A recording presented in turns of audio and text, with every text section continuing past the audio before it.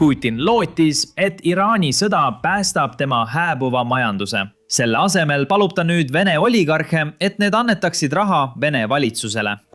See ei ole nali. Ta pani nad tegelikult Kremlis ühte tuppa luku taha ja esitas oma palve. Muidugi ei tähenda see, et poliitik lukustatud ruumis raha palub tingimata pankrotti, kuid see kindlasti ei aita tema olukorrale kaasa.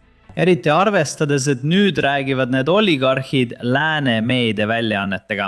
Vaata ise. Näete, vaid mõned nädalad tagasi kutsus Putin Vene miljardärid ja ärimehed Kremlisse. Ta kogus nad suurde ruumi ja kui uksed olid lukus, tegi ta oma seisukoha selgeks. Ta ütles, et Venemaa jätkab selle sõja pidamist, kuni ülejäänud Donbass on vallutatud. Aga on üks probleem, millega Venemaa silmitsi seisab. Kremlil on eelarves suur auk ja ta on proovinud kõike ja ma mõtlen tõesti kõike, et seda täita.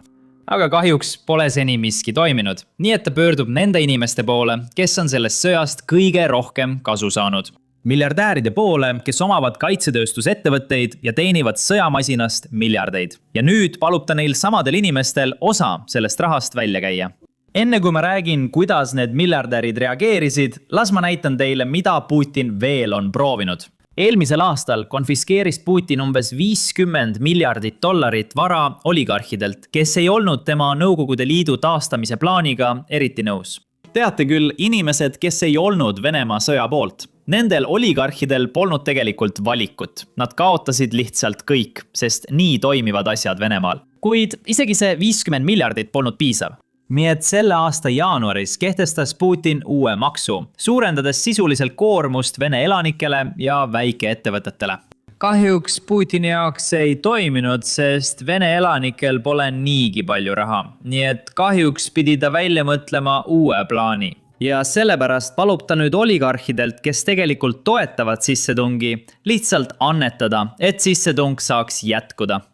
Tead, see pole tema väitel jõuline nõudmine. See on lihtsalt heategevus, et aidata hädas olevat riiki. Nüüd, just kui see poleks juba piisavalt koomiline, läheb asi tegelikult veel naljakamaks. See on sellepärast, et Kremlilt küsiti selle raporti kohta ja nad eitasid seda, kuid väga huvitaval viisil. Enne kui me seda vaatame, kiire meeldetuletus. Vajutage allpool meeldimise ja tellimise nuppe. Iga kord, kui me räägime Venemaast, käivad Vene botid meie videoid maha hääletamas. Nii et teie toetus aitab meid tõesti palju. Nüüd vaatame Venemaa vastust.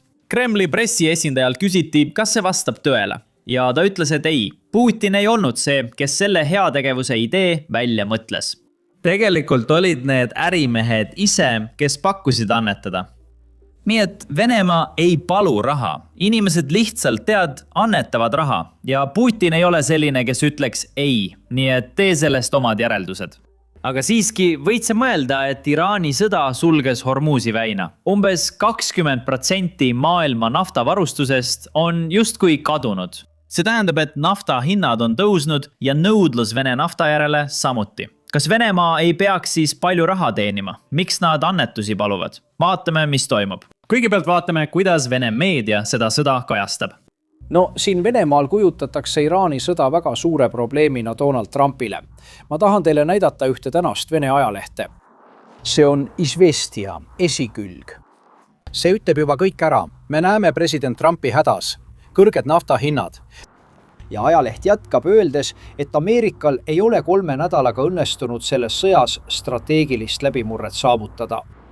Aga Venemaal on toimuvast mitmeid eeliseid. Hiljutine USA sanktsioonide leevendamine Vene nafta suhtes. Seda on Moskvas tervitatud ja see on siin tekitanud lootust pikaajalisele sanktsioonide leevendamisele. Siis muidugi kõrge naftahind, mis suurendab Venemaa eelarvetulusid, leevendab survet Venemaa majandusele ja suurendab survet Euroopa majandustele. Moskva on seda rõõmuga esile tõstnud. Samuti olid venelased rahul, kui president Zelenski hoiatas, et Ukraina seisab silmitsi rakettide puudujäägiga Lähis-Ida sõja tõttu. Ja nad olid samuti rõõmsad kuuldes, kuidas president Trump rääkis hiljuti NATOst nii kibestunud. On selgelt näha, et ta oli häiritud sellest, et NATO liitlased keeldusid saatmast sõjalaevu Hormuzi väina. Ma rääkisin varem nafta hinnast, mis on Venemaale kasulik. Aga on veel üks asi, mida mainida. Pikaajaline konflikt Pärsia lahes ja Lähis-Idas ning pidevalt väga kõrged naftahinnad võivad vallandada ülemaailmse majanduslanguse. Ja see tähendaks, et nõudlus Vene nafta järele väheneks. Ja see oleks halb uudis Venemaa majandusele.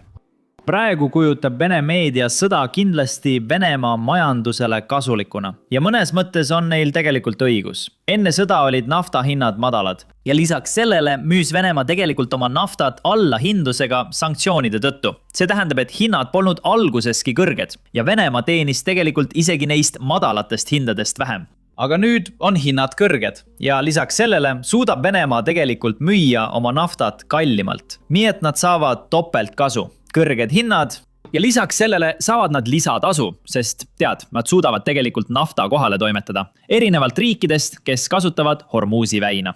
Ja Financial Timesi andmetel teenis Venemaa selle tõttu tegelikult palju raha, kuna USA samuti, leevendas sanktsioone 30 päevaks. Venemaa teenis kogu toimuva tõttu lisatulu kuni $150 päevas. Aga kahjuks Putini jaoks on just siin see koht, kus tema 3-päevane sõjaline erioperatsioon talle endale tagasi hakkab lööma. Tead küll kuhu. Vaid nädal tagasi, 23. märtsil viis Ukraina läbi esmakordse rünnaku. Nad tabasid Venemaad kõige valusamast kohast. Ukraina sihtmärgiks oli Primorski naftaterminal. See on terminal, mida Venemaa kasutab oma nafta eksportimiseks. Vaata seda rünnakut. Nüüd, see ongi põhjus, miks see terminal oli nii oluline. Nagu ma ütlesin, see oli üks suurimaid naftaterminale, mis Venemaal Läänemere ääres on. Ja lisaks sellele pea meeles, et Venemaal on väga raske oma naftat Musta mere kaudu transportida, sest tead ju küll, Ukraina on seal samas ja neil on halb komme rünnata Vene sadamaid, Vene tankereid ja Vene rafineerimistehaseid. Nii et enda kaitsmiseks on Venemaa kasutanud seda Läänemere terminali palju rohkem, kui ta oleks puutumatu olnud. Ta oli Ukraina haarde ulatusest väljas. Kahjuks eksis ta, sest nüüd seisab Venemaa silmitsi samade probleemidega, millega teised riigid seisavad silmitsi Hormuzi väinas. Kui üks rünnak on juba toime pandud, teavad kõik, et sellised rünnakud on võimalikud ja need võivad peagi muutuda väga tavaliseks. Seega sadade miljonite dollarite väärtusega Vene tankerite kindlustus tõuseb järsult. See tähendab, et isegi kui Ukraina enam ei ründa, on Venemaa nafta vähem kasumlik, sest kindlustus sööb sellelt kasumimarginaalilt suure osa ära. Aga halvad uudised ei piirdu ainult sellega. Näete, iga päev, mil terminal on maas, jääb Venemaal saamata miljoneid maksutulusid, sest äri lihtsalt ei õitse. Kui asjad põlevad, on väga raske neid ära saata. Lisaks kõigele sellele muutuvad nende terminalide, rafineerimistehaste ja naftatankerite või, ma arvan, naftabaaside remondid üha raskemaks. Ja sellest oleme me ka varem rääkinud. Venemaa on endiselt sanktsioonide all. Tõsi, nad on saanud mõningast sanktsioonide leevendust nafta transportimisel, kuid sellest väljaspool kehtivad teised sanktsioonid endiselt. Ja Vene rafineerimistehas, Vene naftatööstus ehitati üles lääne varustuse peale ajal, kui Venemaa ei tunginud oma naabri kallale. Kui Venemaa ei tunginud oma naabri kallale. Aga nüüd, kui tehased ja rafineerimistehased on ehitatud lääne varustuse peale, vajavad nad selle parandamiseks lääne varustust. Aga kahjuks pole Venemaal nendele lääne seadmetele enam ligipääsu, sest Putini alustatud sissetungi tõttu.